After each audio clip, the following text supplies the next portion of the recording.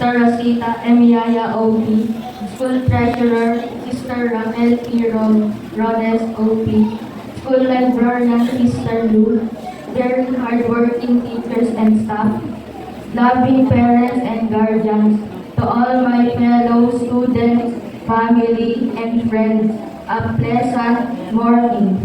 Today, I feel very privileged to stand in front of you to acknowledge the achievements of very hardworking and brilliant students who made both school and their parents happy and proud.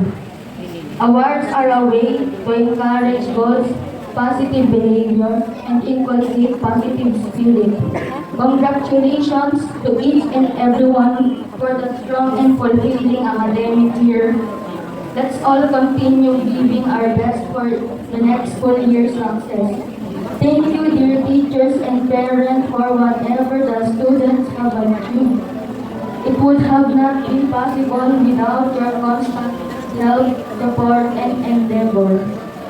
Lastly, I want to share one of my favorite lines that I read. Success is no accident. It is hard work, perseverance, learning, studying, sacrifice, and most of all, love what you are doing or learning to do. Once again, congratulations to all successful young students here. We've made it. All glory and gratitude to God for gifting us with so many outstanding capabilities. His goodness is the main reason why we all succeed today. This is an occasion of joy and excellence. Let's all enjoy the day. And here's to more meaningful years at ESA. Congratulations and God bless us all.